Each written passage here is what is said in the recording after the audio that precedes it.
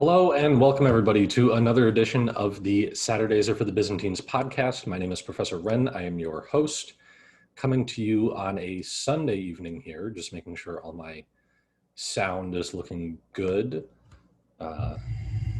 Apologies if you heard me move the microphone there. Trying to get this to you here on this Sunday evening, procrastinated just a little bit on recording this week's lecture, but we are here, so let's get right into it. But first, if you have not done so already, please make sure to subscribe to the Professor Wren YouTube channel, like this video, hit the notification bell so you never miss another episode. And also, if you're listening on Apple Podcasts or Google Play, sorry, we're not on Google Play, Apple Podcasts or Spotify, please make sure to check us out there. Give us a follow and a 5-star review. And I do apologize if I seem a little absent-minded here. I haven't had dinner yet. It's about 7 o'clock at the recording of this dinner, and my dinner is in the oven for another hour, and I'm quite hungry.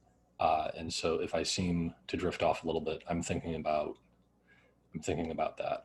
So last week, we've been talking about, the last 3 episodes have been about the Komnenian dynasty. Here we started off with Alexius Komnenos. Last week we talked about John Komnenos. This week we're going to be talking about Manuel Komnenos, who's the son of John Komnenos and the grandson of Alexios. So just continuing on in that line of a consistent dynasty here for the Byzantine Empire for really approaching a century at this point in time. So Manuel Komnenos was born in 1118. He's coronated in 1143, and he dies in 1180.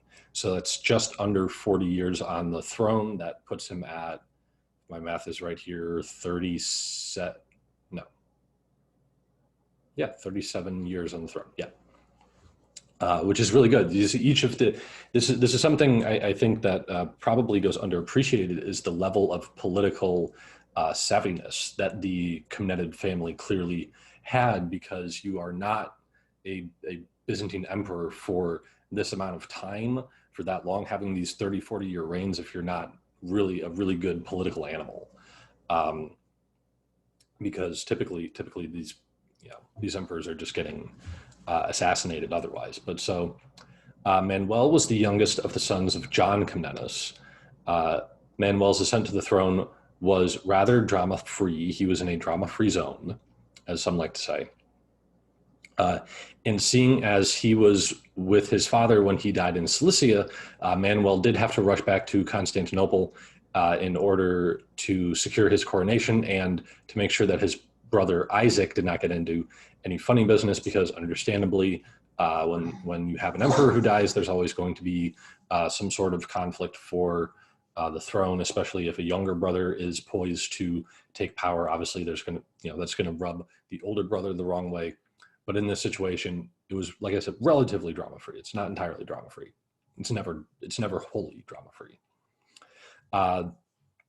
Manuel, with the help of one of his father's close advisors, a guy named John Axoch, accomplished this task, and Manuel is quickly crowned emperor.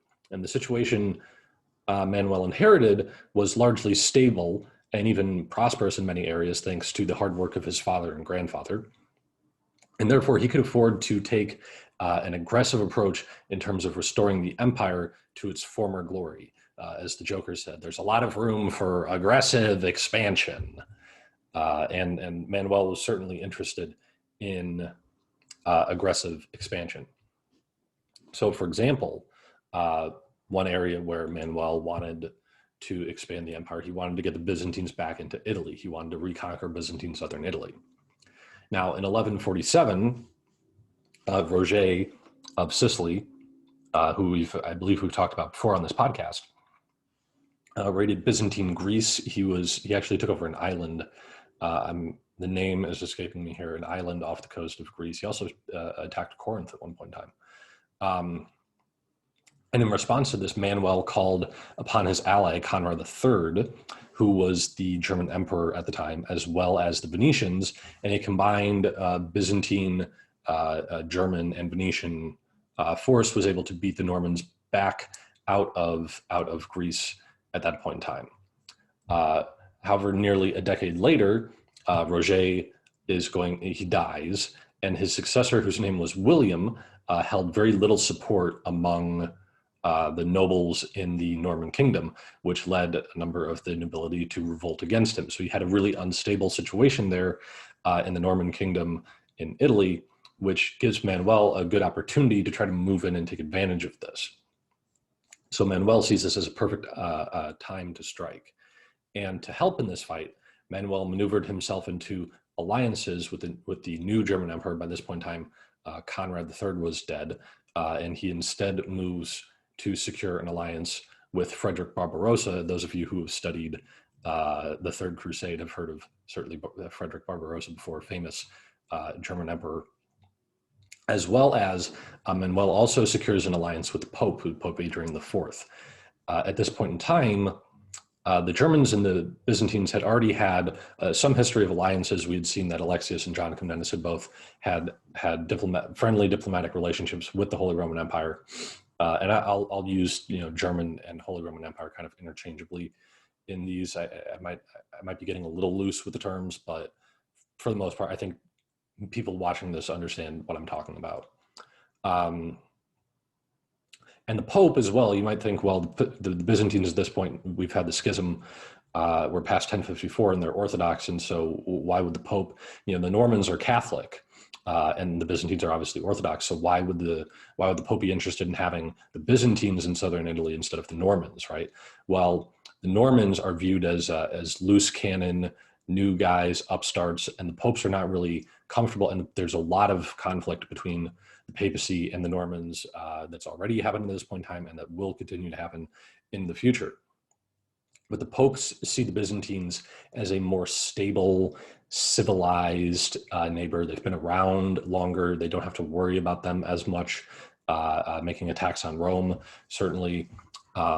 And the Normans are considered more of these new ragtag upstarts, and they're more unpredictable. And so the Pope sees it as they want the Byzantines in southern Italy because it's a known, familiar neighbor, and it'd be a much more stable position, at least in the view of Pope Adrian IV. Another thing was also that Pope Adrian saw this as an opportunity to exert more influence over the Eastern Church in a hope of possible reunification. There are some talks, there is some hope at some reunification under Manuel, but obviously it does not happen.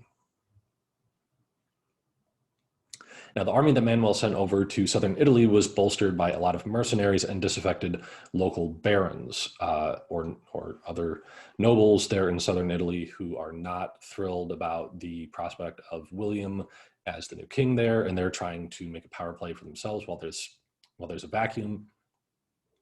Now, they do win a series of victories, does this Byzantine kind of conglomeration there, and they do threaten the survival of the Norman kingdom altogether. However, just as the campaign started going well for the Byzantines, it started going poorly. One of the Byzantine generals named Michael Palaiologos rubbed the Baron allies the wrong way. He kind of had an arrogant air to him, essentially. And many of these South Italian barons who had been fighting with, and again, it's not just the barons individually who are fighting with them, but it's also their entourage, right? They bring a certain number of fighting men with them, whether they're mounted knights or trained militiamen. But because of the conflict between those barons and Michael Palaiologos, a lot of those barons withdraw their forces from the Byzantine fighting force. And after several ferocious attacks by the Normans, the Byzantine campaign in the Norman kingdom was lost. And this brought an end to also not just the campaign, but also an end to talks of church reunification. This is something you see a lot of, and I have thought about doing a podcast series on the Normans because it's a very interesting story, the Norman kingdom in southern Italy. And one thing we've seen here is that even though the Normans have been on the ropes a lot with the Germans and the Byzantines and the Pope there in southern Italy, they always manage to hold it out. They always manage to even when it looks like things are, when it looks like they're done, they managed to pull it out, which is very impressive.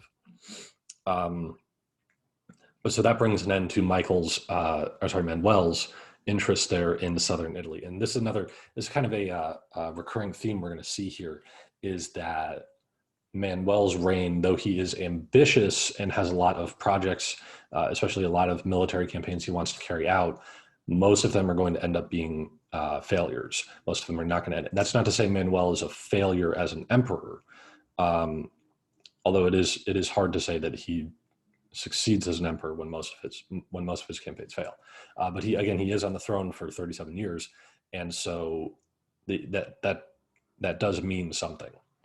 The next one we're going to talk about here is Manuel's campaigns in the Balkans. This is his biggest success here. And so what happened was in 1149, you have an unexpected Serbian revolt against the Byzantines. And this is unexpected because the Serbians had been pretty loyal subjugates, basically. The Byzantines had a protectorate status over the Serbs, and that had been going pretty well, going all the way back to, I believe, Basil, the Bulgar Slayer, was the one who first subjugated the Serbs and brought them into the Byzantine sphere of influence, and things had been pretty stable there since then, for the most part. The revolt was quickly put down between 1150 and 1152, and the Serbs were quickly resubjugated. And then this also led Manuel to attack Hungary, so they wouldn't get any funny ideas either from their Serbian neighbors. The Hungarians were also under the Byzantine sphere of influence essentially at this time, or at the very least they're allied. And as a result of these campaigns, the Byzantines end up controlling most of the Adriatic coast there, between what you would say are the Balkans and Italy, the body of water there. Which is significant. I mean, especially now. Apparently, a lot of people are vacationing in Croatia, and so if only they're around now, they can make all the money off the tourism. But anyway, next up is Manuel's attempted invasion of Egypt. So for many years, both the Byzantines and the Crusaders alike dreamed of conquering Egypt.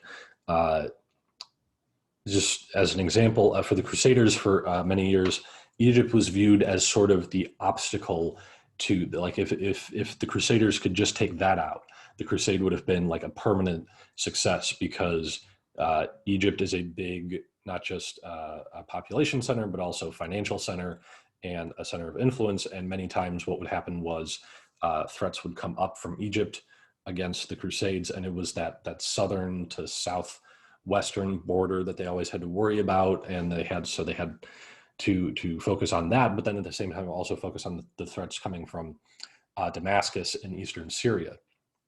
And so the thought was that if the Crusaders could first take out Egypt, they would have much more money and much more resources to then move on and take out the threat in Damascus and permanently secure their position there in the Holy Land. And then the Byzantines as well also wanted to retake Egypt because it had been a Roman province, obviously going back to the times of like Julius Caesar. And as we said, Egypt is it's a very lucrative province. It's a breadbasket. It could feed the masses in Constantinople. There's a link, you can link there to trade down in Ethiopia, which then links you to trade in India. I may have talked about that at one point here on the podcast, but I won't go into detail about how the Romans got trade with India through Ethiopia. Although leave a comment if you're curious, and I can maybe make a separate video on it. And just to go back to the Crusaders for a second, Saint Louis IX actually led a crusade in Egypt because of this idea that if Egypt fell, the crusade could be a permanent success, and the Christians could permanently retake the Holy Land if they had the resources and the security to this, again, southwestern border there in that region. But so Manuel decided to launch a combined attack. This is another common thing here, is Manuel is doing a lot of attacks, not just with Byzantine forces, but with allied and mercenary forces as well, which oftentimes here is going to actually lead to the downfalls, because you see the relationship between the Byzantine and the Latin officers, generals, whatever the case is. Oftentimes it's disagreements and headbutting between them that lead to the failures of these campaigns. So let's see here.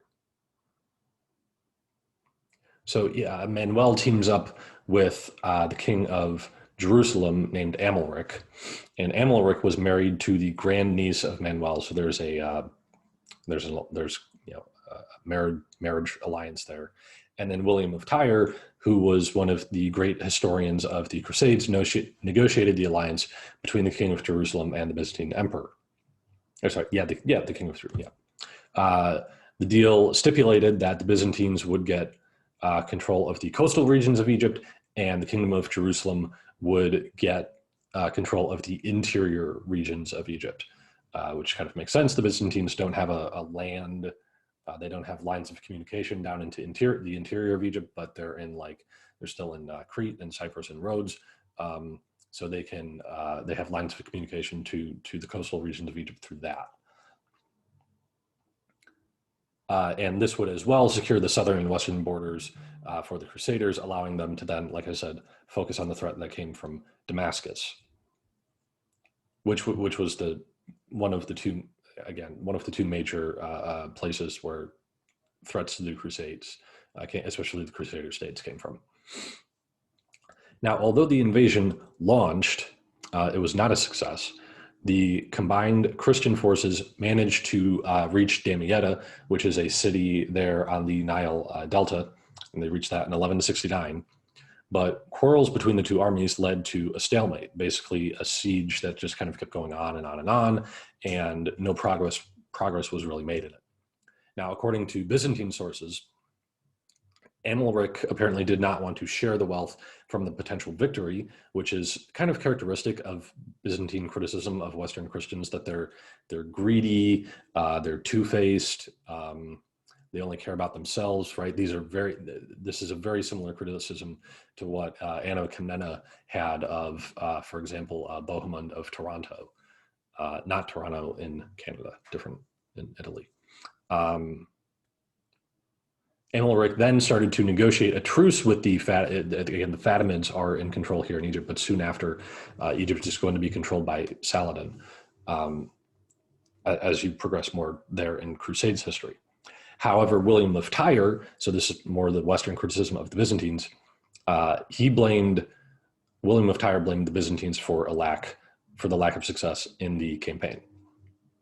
Either way, the attack stalled until the rainy season, and once the rainy season came and the Nile Delta starts to flood, the Byzantines and the Crusaders both had to pack up and go home.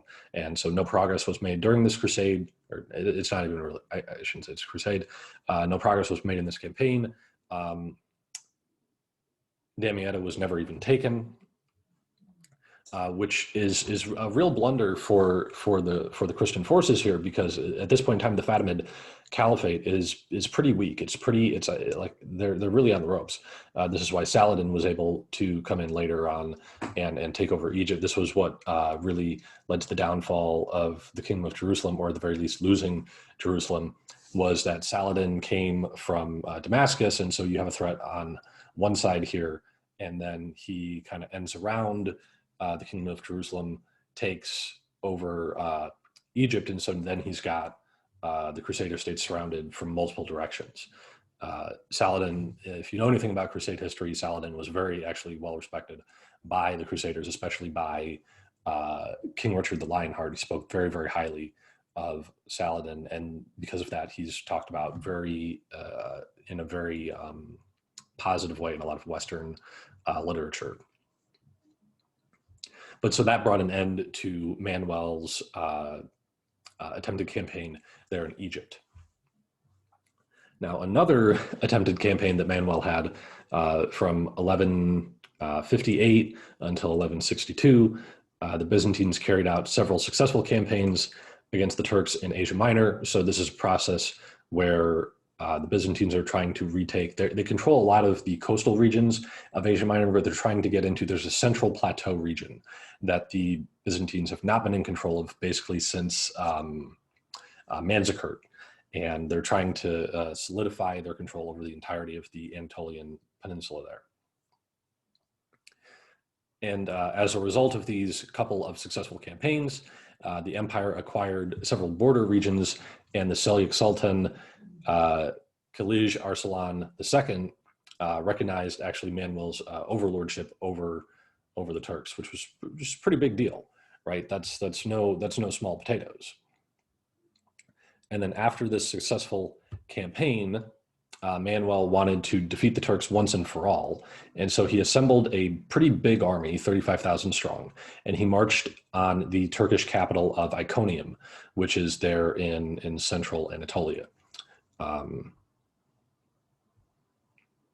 that's the it's the capital of either the Seljuks, I believe, or the Sultanate of Rum, although in my research for this, sometimes those two were used interchangeably. So I'm not going to claim to know exactly what that is there. But anyway, at one point, the Turks approached the Byzantine army as it's marching towards Iconium, and they offered them a favorable peace deal, where they would have offered them some territory and some money, and a lot of Manuel's veteran generals and advisors recommended that he take the peace deal, and that it was a good, they could make some gains without taking any losses, right? Obviously no losses because a major battle hadn't taken place at that point.